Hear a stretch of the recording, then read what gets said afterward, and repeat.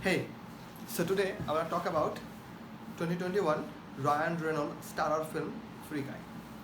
Free Guy is directed by Sean Levi. He's one of the primary directors in Stranger Things, and that's when you get the casting of Joe Keery, and there's also Jodie Comer and Taika Waititi as the main villain.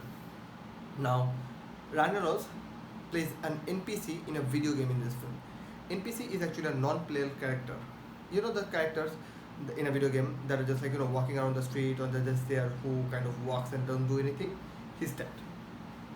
Now, one of the weirdest thing about this film is that Ryan Reynolds is an NPC, but we don't actually see him as an NPC. From the first moment that we see him, he's sort of in also in the motion. He's like trying to do bigger things. We know he has an arc.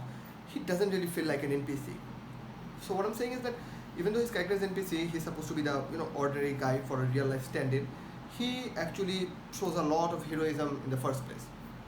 Now on the other hand, when the film progresses, and there's also he's trying to take like pivotal shifts or pivotal jumps, he also doesn't feel like those things are the film actually kind of commits. Just things that sort of happen and they just jump from one point to another. Now being said that, I know what kind of film this is. You're not supposed to think so critically about it, so I'm not gonna delve too much into it. Now the fun part of this film is Ryan Reynolds. He is Ryan Reynolds and he plays what he does best. He is Ryan Reynolds through and through, and that's so fun to watch. Besides, Jodie Comer is also really good. He plays the real person and her game avatar. So those kind of two things are important. Joe Kidd is just kind of there as a very supporting actor, though he has a little minor arc at the end of the film. And Taika Waititi as the villain is very caricaturish. He's just very flamboyant, and I didn't like the fact that his character never really actually met Ryan Reynolds. I was sort of hoping that they would kind of josh together and they would have kind of banter. That was just not there. So I feel like that's a missed opportunity.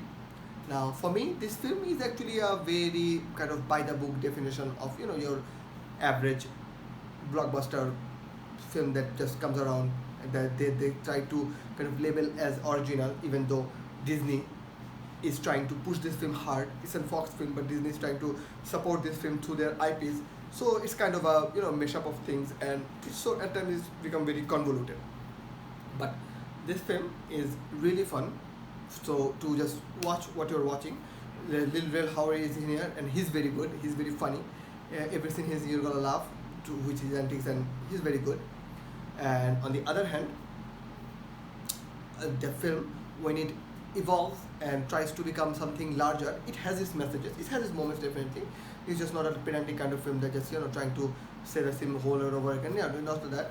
It has something to say, but on the other hand, what it has to say is like very by the book, and there's nothing new to it. And the last thing I want to say is that this film runs like a normal film, but the ending is fun. The kind of last fight is sort of very goofy and cartoonish, and there's something for like the Marvel and kind of Fox umbrella, and they're just sort of amorphed into this character. Like the character, there's a villain called Dude, who's sort of like a cartoonish version of Ryan Reynolds.